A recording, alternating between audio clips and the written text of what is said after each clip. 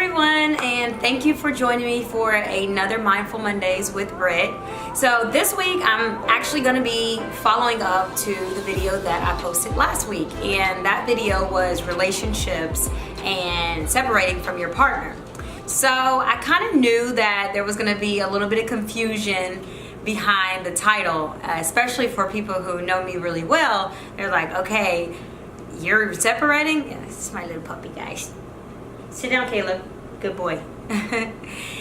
So yeah, I knew there was going to be a little bit of confusion for especially the people who know me, because everyone knows that me and my fiance, we live together and we've been together so long. So the fact that I would just announce that I'm separating from him on a video just seems crazy, and it was crazy. Like, I definitely wouldn't separate in that type of way. So to clarify, separating from your partner does not necessarily mean physically separating from them. What I meant by that was that I was mentally separating myself, untangling my life from his, so that I can move forward and start creating a stronger identity for myself, two separate identities, so that we were able to walk our individual journeys and grow and become the best people that we can be for each other. So that's what I meant by separating from my partner or your partner. So I wanted to emphasize the fact that when you're separating from your partner, and like I said, in other words, entangling your life, you have to remember that your relationship is not a rehab. You have to rehab yourself. If things are going on in your life and, for example, a drug addiction, you cannot rehab yourself from any type of addiction or any type of, ailment or something that you may have by just going to another person. That has to be from you. That has to be a very personal thing. It's all up to you. So I think a lot of times we go into our relationships and we thinking that they're going to heal us, and a lot of broken people, they just think that their relationships are gonna all of a sudden fulfill them, and we know that's not the case. You have to focus on your own self-care. You have to focus on rehabilitating yourself from heartbreak and loneliness and trust issues and all that. It's not up to your partner. It's up to you. So you have to figure out what are the self-care regimens that you need to do for yourself daily. And those need to be things that you do every day to draw strength, because Lord knows we get broken down every day in so many ways. And some days are better than others. You might be really high energy, but you can just walk past someone and they bump you or something, and that's automatically just kind of shifted your energy. And if you are not at a strong mental place, then that's going to immediately affect you. That's going to immediately kind of alter your moods. Boo-boo, I'm trying to do a video. I'm trying to talk to the people. Can you please just wait? I'll take you out in a little bit. I promise. And that self-care regimen can be anything that you feel just kind of helps you and brings you back to the present moment, centers your mind, centers your heart, centers your soul. And like for me personally, I love to read in the morning. I love to wake up in the morning, have my coffee, I read, I journal, and then I like to do my meditation. The meditation is definitely something that really centers me, but sometimes I'll admit I don't always have time for my meditation, but reading is always just something that forces me into the present moment. And that's really what you want. That's what self-care is. It's getting out of your mind and creating those gaps in your thinking, so you're not just on this recessive just thinking and constantly just cycle of thoughts, never-ending thoughts. This, what about this? What about that? You have to be able to create gaps in your mind and just become centered. So self-care, that is one thing that I want to add that is very important. Developing your self-care regimen. And another thing, you have to learn how to bring happiness wherever you go.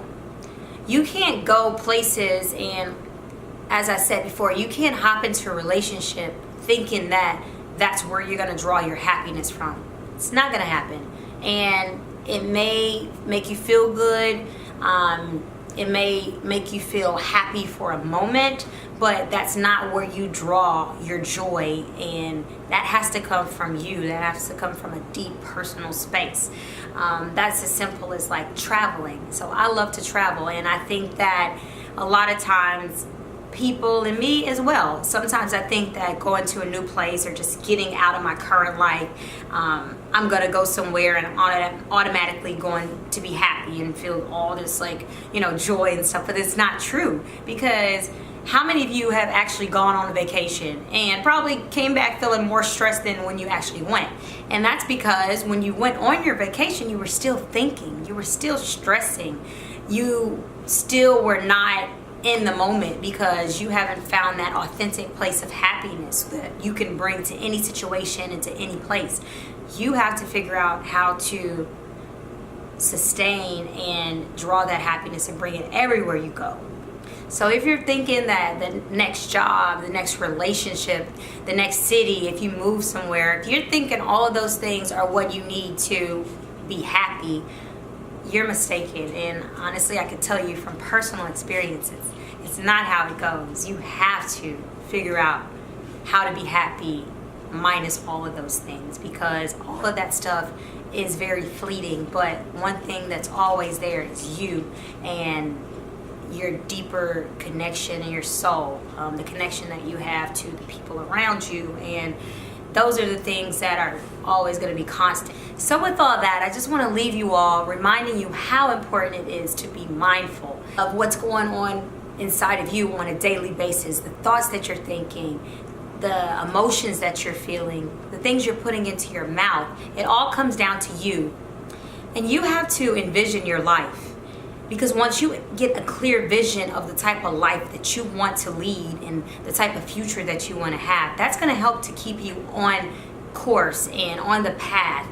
You might not be able to control the things that happen and kind of knock you off your path. All you can control is your vision. And if you have a clear set vision for your life and the type of person that you want to be, the type of relationship you want to have with your partners, no matter what happens along the way and along your course, you're always going to hop back on, and you're always going to just know where to start back again, just moving along that path, so you can finally just get to your, the destination and that vision that you imagine for your life. So it's so important. Just create a vision statement. Actually, I read that in the book, The Art of Uncertainty.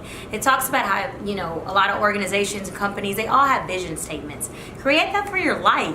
Create a personal one. Create one for your family. Create one for your relationship, because that's going to be a constant reminder for you of what you're aspiring for, So yeah, how about try that? That's my challenge to you guys this week. That's going to help keep you on track, and I'm going to do it as well. So thanks again for watching, guys. I really hope that this video helped you, and I hope that it actually cleared some things up from my past video. Yes, me and my fiance are still together. We're on our individual paths, and we're working and we're growing. We're doing that alongside of each other, but I've separated myself and I'm untangled myself to have my own identity and continuously work on strengthening my identity and my character, so that I can be the type of woman and wife and mother that I want to be, the vision that I have for myself along the way and in the future. So I wish you all a very productive and mindful week.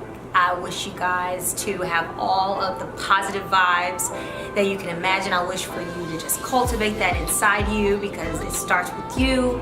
You can't attract positive vibes if you're not putting out positive vibes. So I wish you guys all that, and I'll see you guys next week.